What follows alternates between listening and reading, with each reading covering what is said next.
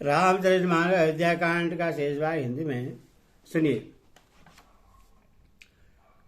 श्री रामचंद्र जी के सिवा इस भेद को और किसी ने नहीं जाना। सब माए पराशक्ति महामाया श्री सीता जी की माया में ही है। सीता जी ने सासू को सेवा के वश में कर लिया। उन्होंने सुख पाकर सीख और आशीर्वाद दिए। सीता जी समेत दोनों भाई श्री राम लक्ष्मण को सरल स्वभाव देकर कुटिल रानी कैकेयी भर पेट पछताई। वह पृथ्वी तथा यमराज से याचना करती है, किंतु धरती बीच फटकर समा जाने के लिए रास्ता नहीं देती और विधाता मौत नहीं देता। लोक और वेद में प्रसिद्ध है और कवि ज्ञानी भी कहते हैं कि जो श्री राम से विमुख है उन्हें नरक में भी ठौर नहीं मिलती। सबके मन में यह संदेश हो रहा था कि हे विधाता, श्री रामचंद्र जी का अयोध्या जाना होगा या नहीं। भरत जी को न तो रात को नींद आती है न दिन में भूख ही लगती है। वो पवित्र सोच में ऐसे विकल हैं जैसे नीचे तल के कीचड़ में डूबी हुई मछली को जल की कमी से व्याकुलता होती है। भरत जी सोचते हैं कि माता के मिस से काल के कुचाल की है, जैसे धान के पकते समय इति का भय उपस्थित हो। अब श्री रामचंद्र जी का राज्याभिषेक किस प्रकार हो, मुझे तो एक भी उपाय नहीं सूझ पड़ता। गुरु जी की आज्ञा मानकर तो श्री राम जी अवश्य ही अयोध्या को लौट चलेंगे, परंतु मुनि वशिष्ठ जी तो श्री रामचंद्र की रुचि जानकर ही कुछ कहेंगे, अर्थात वे श्री रामचंद्र की रुचि ये देखे बिना जाने को नहीं कहेंगे। माता कौशल्या के कहने से भी श्री रघुनाथ जी लौट सकते हैं, पर भला श्री रामचंद्र जी को जन्म देने वाली माता क्या कभी हट करेगी। मुझ सेवक की तो बात ही कितनी है, उसमें भी समय खराब है, मेरे दिन अच्छे नहीं हैं और विधाता प्रतिकूल है। यदि मैं हट करता हूं तो यह घोर कुकर्म अधर्म होगा, क्योंकि सेवक का धर्म शिव जी के पर्वत कैलाश से भी भारी, निभाने में कठिन है। एक भी युक्ति भरत जी के मन में न ठहरी। सोचते ही सोचते रात बीत गई। भरत जी प्रातःकाल स्नान करके और प्रभु श्री रामचंद्र को सिर नहाकर बैठे ही थे कि ऋषि वशिष्ठ ने उनको बुलवा भेजा। भरत जी ने गुरु जी के चरण कमलों में प्रणाम करके आज्ञा पाकर बैठ गए। उसी समय ब्राह्मण, महाजन, मंत्री आदि सभी सभासद जाकर जुट गए।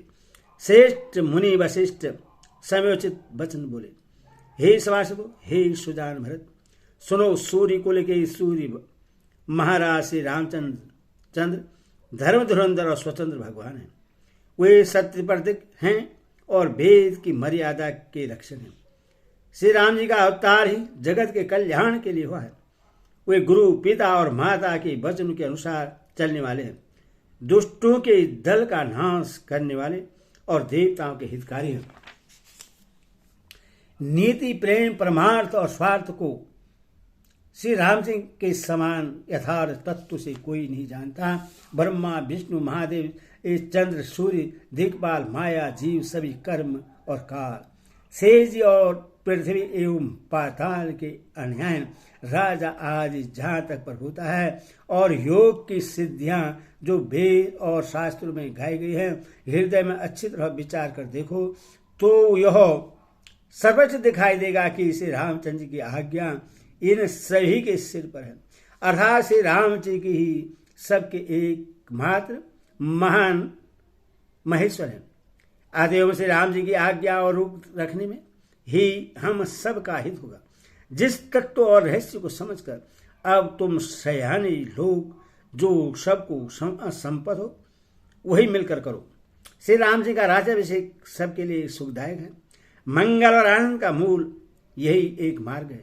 अब श्री रघुनाथ जी की अयोध्या किस प्रकार चले, विचार कर कहो, वही उपाय किया जाए। मुनिश्रेष्ठ वशिष्ठ की नीति, परमार्थ और स्वार्थ लौकिक हित से सनी हुई वाणी सबने आदरपूर्वक सुनी, पर किसी को कोई उत्तर नहीं आता। सब लोग भोले, विचार शक्ति से रहित हो गए। तब भरत ने सिर नहाकर हाथ जोड़े अथवा कहा, सूर्यवंश में एक से एक अधिक बड़े बहुत से राजा हो गए हैं, सभी के जन्म के कारण पिता माता होते हैं और शुभ अशुभ कर्मों का फल विधाता देते हैं। आपकी आशीष ही एक ऐसी है जो दुखों का दमन करके समस्त कल्याण को सज देती है।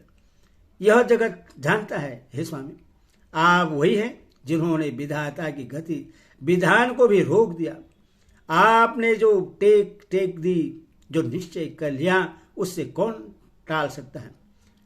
अब आप मुझसे उपाय पूछते हैं, यह सब मेरा अभाग्य है। भरत जी के प्रेममय वचनों को सुनकर गुरु जी के हृदय में प्रेम बढ़ाया। वे बोले, हे तात, बात सत्य है, पर है राम जी की कृपा से ही।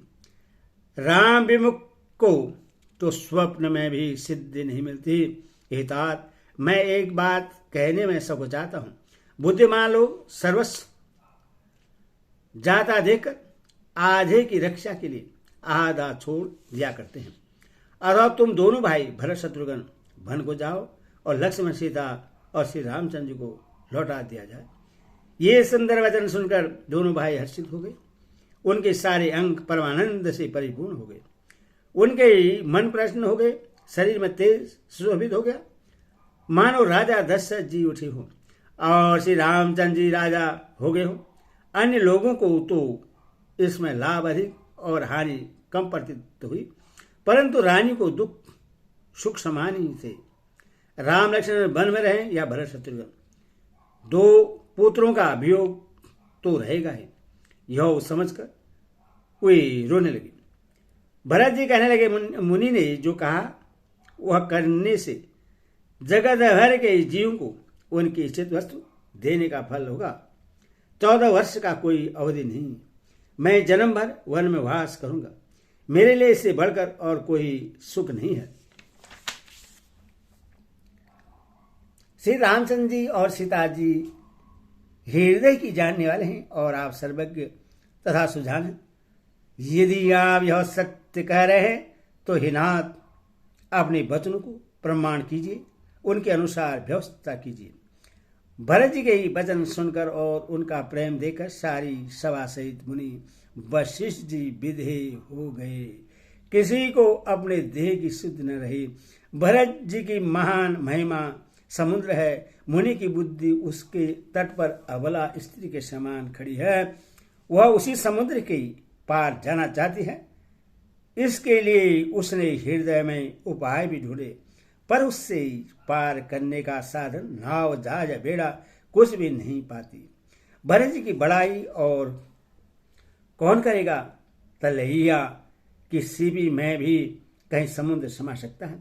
मुनि वशिष्ठ जी की अंतरात्मा को भरत जी बहुत अच्छे लगे और वे समा से श्री राम जी के पास आए।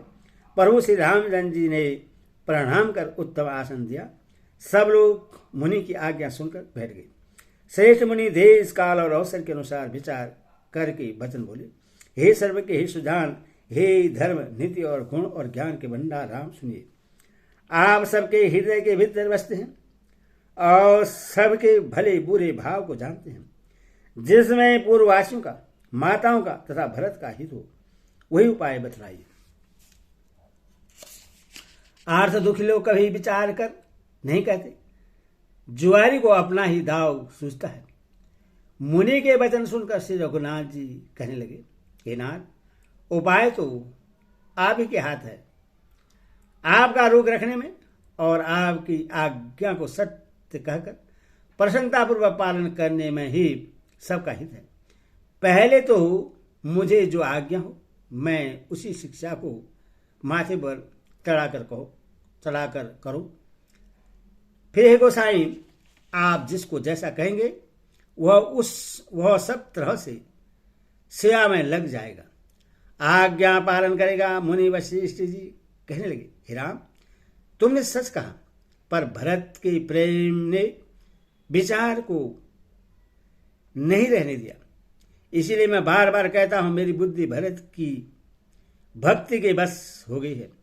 मेरी समझ में तो भरत की रुचि रखकर जो कुछ किया जाएगा, शिव जी साक्षी है, वह सब शुभ ही होगा।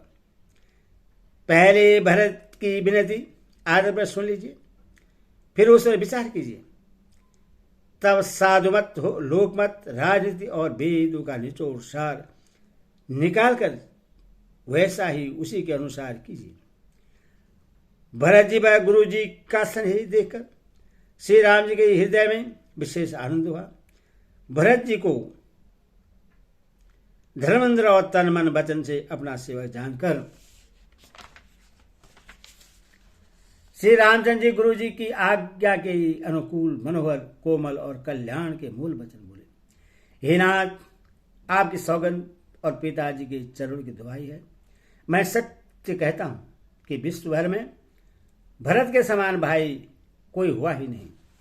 बोले सियावर रामचंद्र की जय, बोले पवन सुत हनुमान की जय, बोले कृष्ण कन्हैया लाल सीता माता की जय, बोले साचे